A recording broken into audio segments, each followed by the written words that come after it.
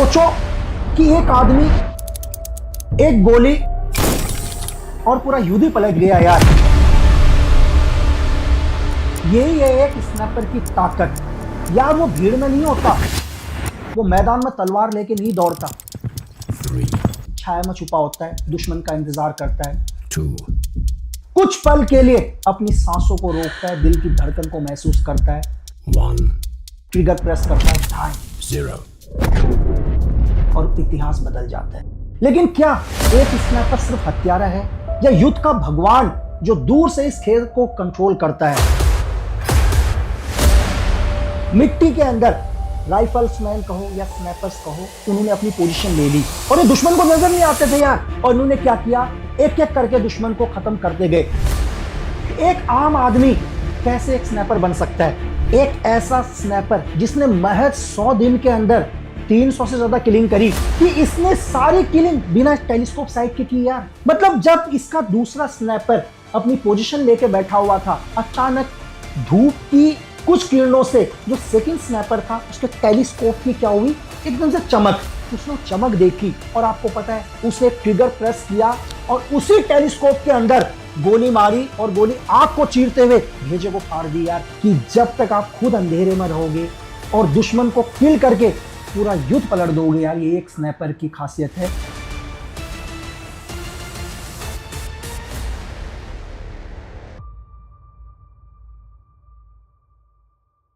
आज अगर हम 2025 की बात करें या एलओसी की बात करें या एजेंसियों के लिए अपने दुश्मन को टारगेट करना या दुनिया के ब्लैक ऑप्स या कोई वीआईपी टारगेट, अगर किसी को भी मिशन पूरा करना हो, टारगेट को किल करना हो, तो मैं एक बोलूंगा कि इस दुनिया में एक स्नाइपर से बढ़िया वेपन या एक स्नाइपर से बढ़िया आदमी दुनिया में कोई नहीं हो सकता यार। लेकिन आज हम स्नाइपर को समझने की कोशिश करें कि दुनिया में एक स्नाइपर इतना खतरनाक कैसे होता है, उसको कैसे ट्रेन किया जाता है, वो कैसे कई किलोमीटर दूर अपने दुश्मन के सर को उड़ा देता है यार। इस सब को समझने के लिए हम हमेशा की तरह थोड़ा सा इतिहास में चलते हैं यार। हजारों साल पहले जब स्नाइपर राइफल नहीं थी, बंदूक नहीं थी, अगर बात महाभारत की करें, महाभारत में हजारों योद्धा हुए हैं यार। लेकिन हम याद करते हैं अर्जुन को, कर्ण को, एकलव्य, पितामह भीष्म या गुरु द्रोणाचार्य। वैसे तो महाभारत में हर योद्धा थे ना यार, हम सिर्फ इन्हें याद क्यों करते हैं? क्योंकि ये कभी भी अपने दुश्मन के नजदीक नहीं गए यार। इन्होंने धनुष से दूर से ही अपने दुश्मन को खत्म किया। तो एक स्नाइपर की सबसे बड़ी ताकत होती है, वो कभी दुश्मन के नजदीक नहीं जाता यार। वो क्या करता है, दुश्मन को दूर बैठे किल करता है। इसलिए हम हमेशा इतिहास के अंदर भी इन्हीं योद्धाओं को याद करते हैं। अगर थोड़ा सा और आगे चलें, आप ग्रीस के आर्चर या इंग्लैंड के लोम्बनमैन की बात करें, ये सब के सब एक अच्छे स्नाइपर, एक अच्छे निशानेबाज। यार असली स्नाइपर वो नहीं है जिसके पास गन है, असली स्नाइपर वो है जो अपने दुश्मन को मारे और दूर से उसका लक्ष्य कभी ना चूके। यार 1415 बैटल ऑफ अगिनकोर्ट, या नाम में थोड़ा सा बोलने में होगा लेकिन समझ जाना। यहाँ इंग्लैंड के 6000 स्नाइपर्स बोलो या लॉन्गबैनमैन बोलो, इन्होंने फ्रांस के 25,000 सैनिकों को मार गिराया यार। दूर से ही तीर चलाए और पूरा युद्ध पलट दिया। तो अगर हम ये बोले, वो उस टाइम के स्नाइपर यार। 16वीं सदी में बारूद का आविष्कार हुआ, यानी कि गन पाउडर। और उस टाइम पता है बंदूकें बनाई गई यार, लेकिन इन बंदूकों की रेंज इतनी ज्यादा नहीं थी। लेकिन धीरे धीरे राइफल्स के अंदर इंप्रूवमेंट हुआ और राइफल के बैरलों में पहली बार गुरूज बनाए गए। गुरूज मतलब घुमावदार। अब गोली सीधे नहीं जाती थी, अब राइफल से फायर करने पर गोली क्या होती थी, घूम कर जाती थी।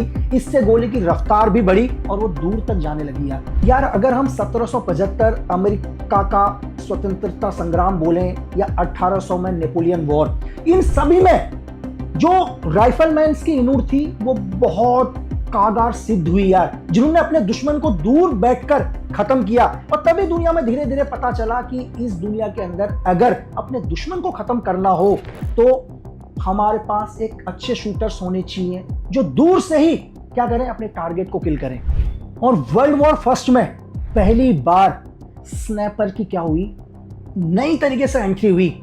और यहां पर क्या हुआ, छाया में मौत, द शैडो ऑफ डेथ। यहां पर क्या किया, ट्रेंचों के अंदर, मिट्टी के अंदर राइफल्समैन कहो या स्नाइपर्स कहो, उन्होंने अपनी पोजीशन ले ली और ये दुश्मन को नजर नहीं आते थे यार। और इन्होंने क्या किया, एक एक करके दुश्मन को खत्म करते गए। और यहां तक क्या हुआ, जो अपोजिट में जो सेना हुआ करती थी, चाहे वो जर्मन सेना हो या फ्रांस की सेना हो, उनके अंदर इतना खौफ भर गया यार कि उन्होंने सर उठाना ही बंद कर दिया, उन्होंने खाना खाना बंद कर दिया। उनको पता था अगर हम सर उठाएंगे या खाना खाने के लिए उठेंगे तो किसी ना किसी स्नैपर का निशाना बन जाएंगे, क्योंकि स्नैपर नजर नहीं आ रहे थे। वो सबके सब क्या थे, ट्रेंचों के अंदर छुपे हुए थे, खुद को कैमोफ्लाइज कंसीलमेंट करके। ये कैमोफ्लाइज कंसीलमेंट क्या है हम सब आगे जानेंगे। जर्मन्स ने क्या किया फर्स्ट वर्ल्ड वॉर में, बोला यार नहीं हम हाइट्स को कवर करेंगे, मतलब जितनी भी हाइट्स है उन हाइटों में उन्होंने अपने क्या किया, अपने स्नैपर्स बैठाना शुरू कर दिए। और जर्मन्स ने क्या किया, एक एक करके ब्रिटिश सैनिकों को मारना शुरू कर दिया यार। और ब्रिटिश ने क्या किया, अपनी एक स्नैपर यूनिट बनाई 1918 के अंदर, वर्ल्ड वॉर के टाइम में, जब 1914 से 1918 के बीच में वर्ल्ड वॉर चल रहा था लास्ट में,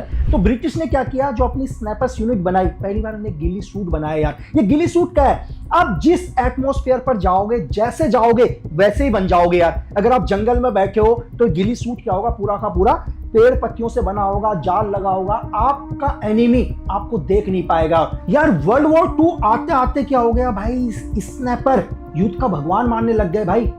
मतलब एक स्नैपर जो पूरे युद्ध को पलट सकता था, सेकेंड वर्ल्ड वॉर में वो हुआ। सेकेंड वर्ल्ड वॉर में आप सबने सुना होगा बैटल ऑफ स्टालिनग्राड। यहां पर क्या हुआ, यूएसएसआर का जर्मनी के साथ युद्ध। अब यहां पर स्नैपर सिर्फ मारता नहीं था यार, दिमाग से खेलता था। एक खूनी वॉर शुरू हुआ। यहां पर क्या हुआ कि स्नैपर ने अपने आप को इस तरह से कैमोफ्लेज कंसीलमेंट करना शुरू कर दिया कि वो दुश्मन को नजर ही नहीं आता था। उसका सिर्फ एक ही काम था कि दुश्मन के बड़े बड़े कमांडर्स को टारगेट करना और किल करना। अगर कमांडर खत्म तो युद्ध खत्म। इसी वर्ल्ड वॉर सेकेंड से पहली बार यह पता चला कि स्नैपर का मोटो एक गोली एक दुश्मन नहीं, बल्कि एक गोली एक कमांडर, कमांडर को खत्म करो और युद्ध ही खत्म कर दो। इसी वर्ल्ड वॉर में वासली जत्तेवेव, इसने 242 किलिंग करी है स्नैपर से। और आगे चलकर इसने एक स्कूल बनाया, वहां पर 300 से ज्यादा स्नैपर्स को ट्रेंड किया। इसको लेजेंड कहने लगे यूएसएसआर के अंदर। जब सोवियत यूनियन इतना आगे बढ़ सकता था तो फिनलैंड कैसे पीछे रह सकता था यार। व्हाइट डेथ, यानी कि एक ऐसा स्नैपर जिसने महज 100 दिन के अंदर 300 से ज्यादा किलिंग करी। और आपको पता है कि इसने सारी किलिंग बिना टेलीस्कोप साइट के की यार। स्नैपर के ऊपर कोई भी टेलीस्कोप साइट नहीं था, इसने ओपन साइट से फायर किया। मतलब कि आज के आधुनिक युग में जहां हम स्नैपर के ऊपर आधुनिक टेलीस्कोप साइट लगा रहता है, इसके स्नैपर के ऊपर कोई भी टेलीस्कोप साइट नहीं था। ओनली ओपन साइट से इसने महज 100 दिन के अंदर 300 से ज्यादा किल करी।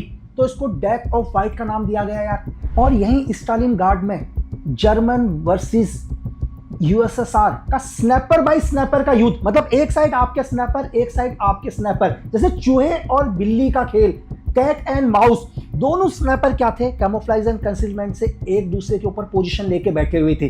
दोनों को एक दूसरे की पोजीशन ढूंढनी थी। कहते हैं कि 72 आवर्स तक ये युद्ध चला। और वैली ने क्या किया, जर्मन स्नैपर को शूट कर दिया 3 दिन के बाद। कहते हैं जो जर्मन का जो स्नैपर्स था वो वहां के जर्मन स्कूल का हेड हुआ करता था यार। और उस स्नैपर का नाम था एरविंग कॉन्ग। वर्ल्ड वॉर 2 में लास्ट में क्या हुआ, अब स्नैपर सिर्फ फौज का हिस्सा नहीं थे, ये क्या हो गए, ये मिशनों का हिस्सा होने लग गए। अब इनका काम था कि किसी भी देश के अंदर जाके वहां के बड़े बड़े टारगेट्स को किल करना और वापस आना, दुश्मन के एरिया में बैठे रहना और अपने दुश्मन का इंतजार करना। जैसे ही दुश्मन इनके रेंज में आए, ट्रिगर प्रेस करना और दुश्मन की खोपड़ी उड़ा देना। धीरे धीरे इनको ब्लैक ऑप्स के लिए यूज किया जाने लगा, स्पेशल मिशन के लिए यूज किया जाने लगा यार। अगर हम वियतनाम वॉर की बात करें तो मरीन अमेरिकन का एक ऐसा स्नैपर कार्लोस, जिसने 93 कंफर्म किलिंग और 200 से ज्यादा इंजर्ड। कहते हैं कि इसका एक ऐसा शॉट जो इतिहास में आज भी बताया जाता है, जिसको मिरर शॉट बोला जाता है। मतलब जब इसका दूसरा स्नैपर अपनी पोजीशन लेके बैठा हुआ था तो ये अपने स्नैपर को ट्रैक करने की कोशिश कर रहा था, लेकिन उसको मिरर शॉट क्यों बोलते हैं। अचानक धूप की कुछ किरणों से जो सेकंड स्नैपर था उसके टेलीस्कोप की क्या हुई, एकदम से चमक। मतलब अगर आप शीशे को धूप के सामने रखो तो अचानक क्या होता है, चमक निकलती है। तभी अमेरिकन के मरीन के जो हार्ट लॉस था उसने चमक देखी और आपको पता है उसे ट्रिगर प्रेस किया और उसी टेलीस्कोप के अंदर गोली मारी और गोली आंख को चीरते हुए भेजे को फाड़ दी यार। इसको मिरर शॉट कहते हैं दुनिया में। और धीरे धीरे यार दुनिया क्या हुआ, एडवांस की ओर जाने लगी। अब दोनों लोगों को समझ में आने लग गया यार क्या नहीं, अगर दुनिया के अंदर सबसे पावरफुल अगर कोई होगा तो एक स्नाइपर ही होगा। क्यों? क्योंकि अगर आपको किसी भी देश के अंदर कोई भी टारगेट किल करना हो, किसी को बर्बाद करना हो, किसी बहुत बड़े पॉलिटिशियन को मारना हो, किसी बहुत बड़े बिजनेस टाइकॉन को मारना हो, किसी बहुत बड़े आर्मी टारगेट को मारना हो, तो आप अपनी पूरी फोर्स नहीं भेज सकते थे यार। उस चीज के लिए आपने क्या किया, स्नाइपर को ट्रेनिंग देना शुरू कर दिया। स्नाइपर को एक उस माहौल में ढाला जिस माहौल में उसे जाना है। अगर आपको पता है कि आपका टारगेट एक भीड़ भाड़ वाले एरिया के अंदर है, तो उसको इस तरह से ट्रेनिंग देना शुरू किया कि वो उस इलाके में जाके आपको कैमोफ्लेज एंड कंसीलमेंट कर सके। अगर आपका टारगेट कोई मिलिट्री टारगेट है, वो किसी जंगल के अंदर उनका कैंप है, तो ये स्नाइपर अपने आप को इस तरह से तैयार करते थे कि ये कई दिन तक जंगलों में भूखे प्यासे रह सकते थे, कैमोफ्लेज कंसीलमेंट करके रह सकते थे, ताकि दुनिया की कोई भी आंख इनको ना देख सके। तो दुनिया को धीरे धीरे समझ में आने लग गया कि हर देश का सबसे पावरफुल हथियार क्या है, स्नाइपर। क्यों? क्योंकि वो दुश्मन के इलाके में जाएगा, सिर्फ अकेला या जोड़ी में जाएगा और दुश्मन को खत्म करके या दुश्मन के कमांडर को खत्म करके पूरा जंग जीत लेगा बिना अपनी फौज को भेजे हुए। और धीरे धीरे और एडवांस होते गई। अगर हम 2017 की मैं आपको बात करूं यार, कैनेडियन स्नाइपर, यानी कि एक ऐसा स्नाइपर जिसने आईएसआईएस के एक टेररिस्ट को 3540 मीटर दूर से गोली मारी यार।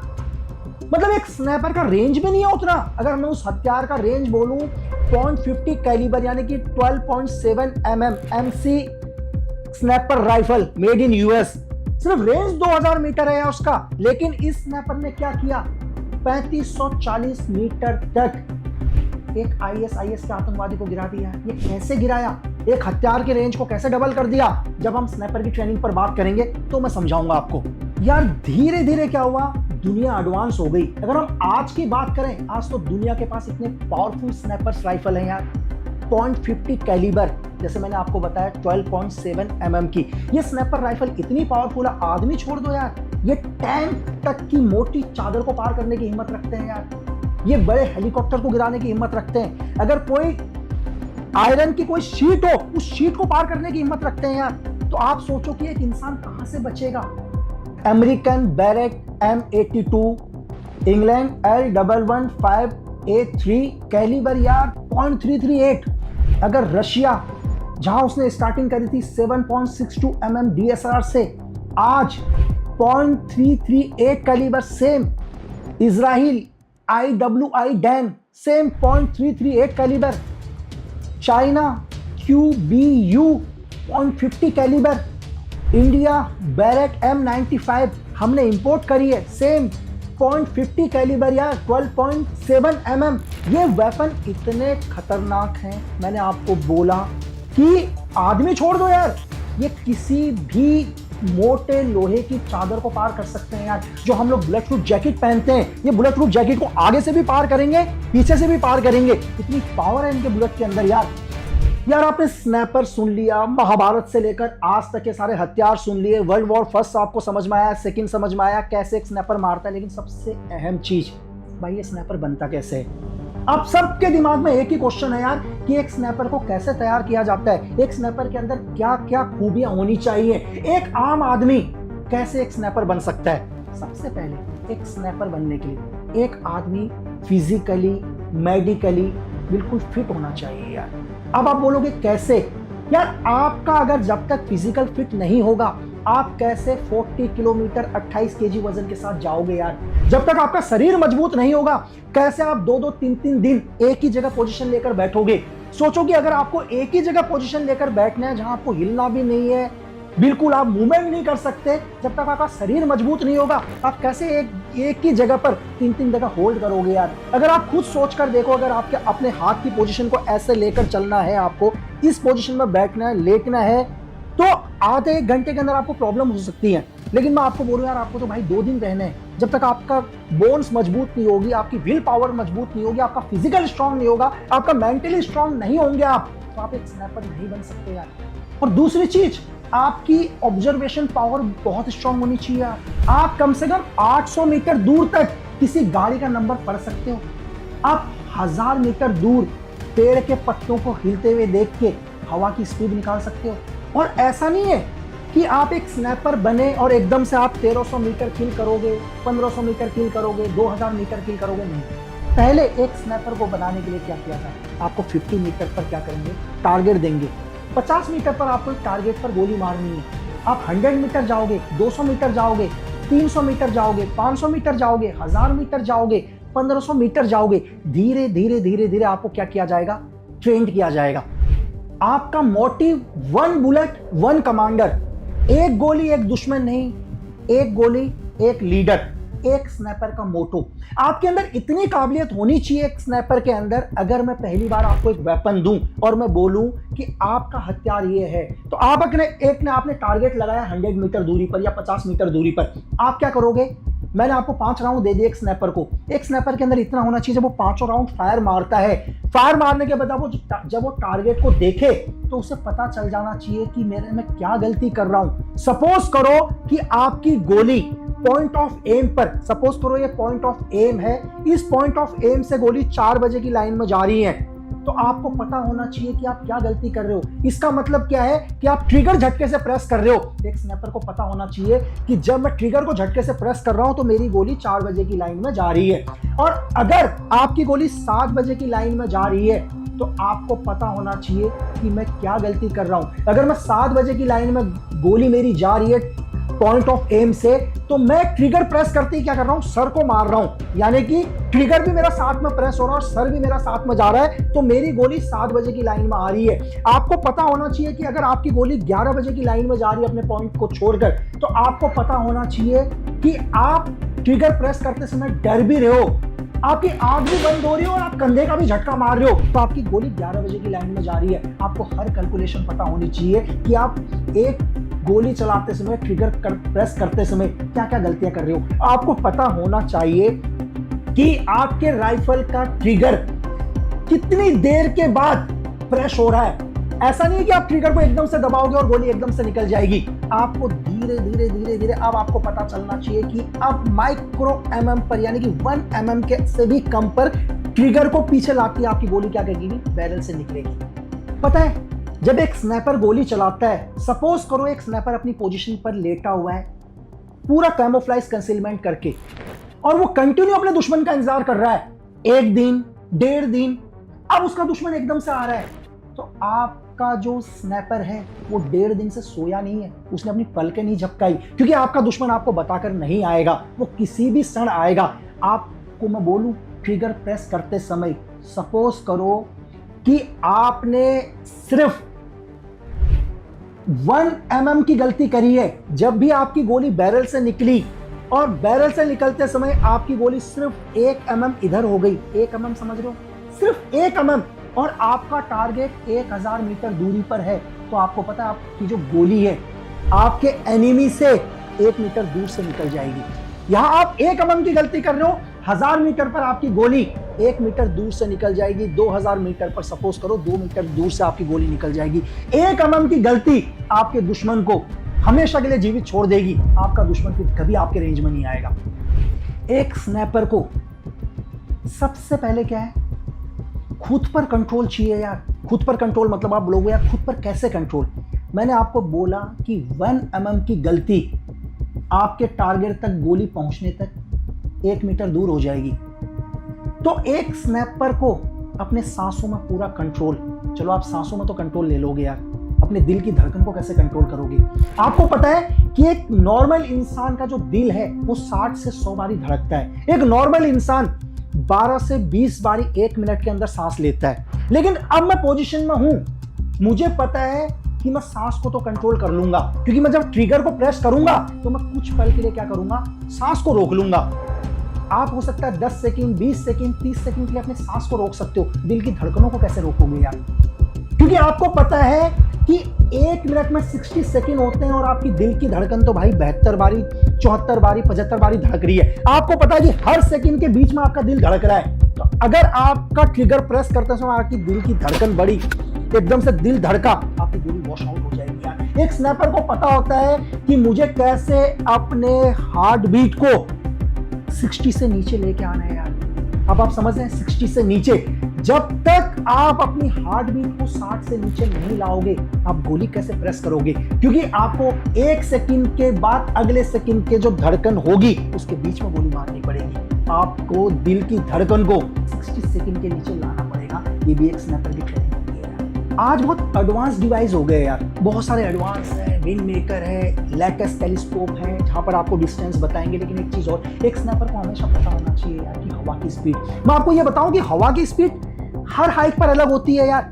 अगर सपोज करो कि 3 फीट पर है तो हवा की स्पीड क्या होगी? 7-7.5 किलोमीटर प्रति घंटे के स्पीड से चल रही होगी। अगर हाइट 6 फीट के ऊपर जाए तो 12 किलोमीटर प्रति घंटे की स्पीड से चल रही होगी। अगर यहाँ पर हवा की स्पीड ये है तो जरूरी नहीं है कि आपके टारगेट के पास 1 किलोमीटर आपका टारगेट हो, सेम हवा होगी। तो आपको पता चलना चाहिए कि उस इलाके में जब पत्ते हल्के से हिल रहे हैं तो हवा की स्पीड क्या होगी, जब पत्ते बहुत तेज फड़फड़ा रहे हैं तो हवा की स्पीड क्या होगी, जब पत्तों में तूफान टाइप आया है तो हवा की स्पीड क्या होगी। एक स्नैपर को पता होना चाहिए कि उसके टारगेट के पास हवा की क्या स्पीड है, ताकि वो उसी हिसाब से अपने दुश्मन को किल कर सके, अपने हथियार को सेलेक्ट कर सके यार। अगर एक पेड़ की टहनी या पेड़ के पत्ते 45 डिग्री पर हिल रहे हैं तो आप समझ लो कि जो हवा की स्पीड होती है ना यार, वो 10 से 12 किलोमीटर की चल रही होगी। अगर वही पेड़ के पत्ते बिल्कुल 90 डिग्री के समान हैं तो आप समझो 18 से 20 किलोमीटर प्रति घंटे की स्पीड से हवा चल रही होगी। ये सब आपको एनालाइज करना पड़ेगा। तो एक स्नैपर बनने के लिए मैंने आपको क्या बोला, आपकी कैलकुलेशन पावर बहुत स्ट्रांग होनी चाहिए यार। एक स्नैपर का पता है हर चीज तो इंपॉर्टेंट है, कान भी बहुत इंपॉर्टेंट है। मैंने आपको क्या बोला कि एक स्नैपर हमेशा दुश्मन के इलाके में होता है। और आपको पता है अगर 0 डेसिबल पर कोई भी आवाज नहीं सुनाई देती, एक इंसान के कान 0 डेसिबल पर नहीं सुनाई दे सकते यार। 10 डेसिबल में क्या होता है, हल्का फुल्का जब हम सांस लेते हैं, जो मैं सांस ले रहा हूं इसकी जो आवाज है वो 10 डेसिबल है यार।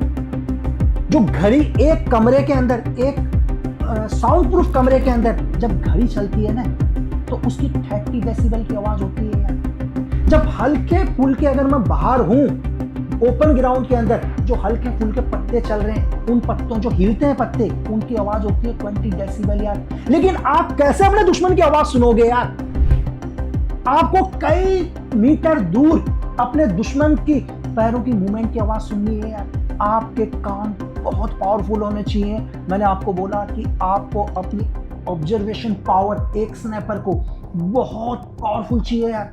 जब भी आप अपने एनिमी को किल कर रहे हो, आपकी आंख और दूसरी चीज आपका दिमाग दोनों एक ही जगह होने चाहिए यार। अगर आप दुनिया के सबसे अच्छे स्नैपर हो और आपकी आंख और राइफल का बैरल यानी कि फोर्साइट टिप दुश्मन के ऊपर है और आपका दिमाग उस समय कहीं और है ना यार, आप वॉश आउट हो जाओगे। आपका एनिमी को गोली नहीं लगेगी, क्योंकि ये दोनों चीज एक टाइम पर एक ही जगह होनी बहुत जरूरी है। मैंने शुरू में आपको बोला कि आज एक स्नैपर सिर्फ एलओसी पर ही नहीं होता यार, वॉर पर ही नहीं होता। आज दुनिया की एजेंसीज के लिए ब्लैक ऑप्स करता है। आज एक स्नैपर को सबसे ज्यादा मुश्किल क्या पड़ती है? आज एक स्नैपर जंगल में किलिंग नहीं करता यार। जंगल में तो मैंने बोला कि चलो सीआई ऑप्स चल रहा हो, काउंटर इंसर्जेंसी चल रही हो, कोई ऑपरेशन चल रही हो, वहां एक स्नैपर के लिए ठीक है। लेकिन आज आपको किसी देश के अंदर घुस के एक बहुत बड़े टारगेट को किल करना सबसे मुश्किल होता है। एक स्नैपर कैसे अपने वेपन को वहां तक लेकर जाएगा यार? कितनी सिक्योरिटी चेक बीच में आएंगी? आप क्या अपने वेपन को वहां तक कैसे लेके जाओगे? उसके बाद आप कैसे उस इलाके से निकलोगे यार? ये आज एक स्नैपर के लिए सबसे बड़ी चुनौती। और उससे भी बड़ी चीज कि कई बार क्या होता है, आपको नहीं पता होता कि आपका एनिमी कौन है। आपके अंदर क्या इतनी पावर है, इतनी ऑब्जर्वेशन पावर है कि 10 आदमियों का मूवमेंट करते हुए आप उसकी बॉडी लैंग्वेज से अपने कमांडर को पहचान सकते हो और कमांडर को मार सकते हो। एक स्नैपर के अंदर ये काबिलियत चाहिए यार। फिर बहुत सारे लोग सोच रहे होंगे कि यार कि वॉर के अंदर एक स्नैपर क्या काम करता है, लड़ाई में उसका क्या योगदान है। मैं आपको आसान शब्दों में समझाने की कोशिश करूं। सपोज करो कि एक प्लाटून, एक कंपनी, एक बटालियन मूव कर रही है किसी भी लड़ाई के अंदर, लेकिन आपके 5 स्नैपर क्या है, कैमोफ्लाइज कंसीलमेंट में अपनी पोजीशन लेके बैठे हुए यार। वो पूरी बटालियन को खत्म कर देंगे, पूरी कंपनी को खत्म कर देंगे, क्योंकि बटालियन को तो उनकी पोजीशन ही नहीं पता चल रही है यार। आप अपने दुश्मन को कब मारोगे? जब आप अपने दुश्मन की लोकेशन पता कर पाओगे। वो स्नैपर क्या करेंगे, एक एक करके आपकी पूरी बटालियन, पूरी कंपनी को टारगेट करते जाएंगे, लेकिन उनकी लोकेशन आपको मिलेगी ही नहीं। यही एक स्नैपर की सबसे बड़ी खासियत होती है कि वो खुद छुपाव में रह के अपने दुश्मनों को किल करता है, कैमोफ्लेज कंसीलमेंट में रह के। आप कभी उसकी लोकेशन पता नहीं कर पाओगे यार। जब तक आप एक स्नैपर की लोकेशन पता नहीं कर पाओगे, एक स्नैपर को मारोगे कैसे? तो दुनिया के अंदर, मैंने आपको क्या बोला, कि जब तक आप खुद अंधेरे में रहोगे, खुद छाया में रहोगे और दुश्मन को किल करके पूरा युद्ध पलट दोगे यार। ये एक स्नैपर की खासियत है। किसी देश को बर्बाद करने हो, सिर्फ अपने स्नैपर्स को भेजो, या दूसरी लैंग्वेज में अपने शार्प शूटर को भेजो, या और अलग लैंग्वेज में एक अननोन गनमैन को भेजो और वहां पे एनिमी को किल कर दो यार। और लास्ट में मैं आपसे इतना कहूंगा, महाभारत का अर्जुन, आज का स्नैपर, कि देश प्रेम से बड़ा कोई धर्म नहीं।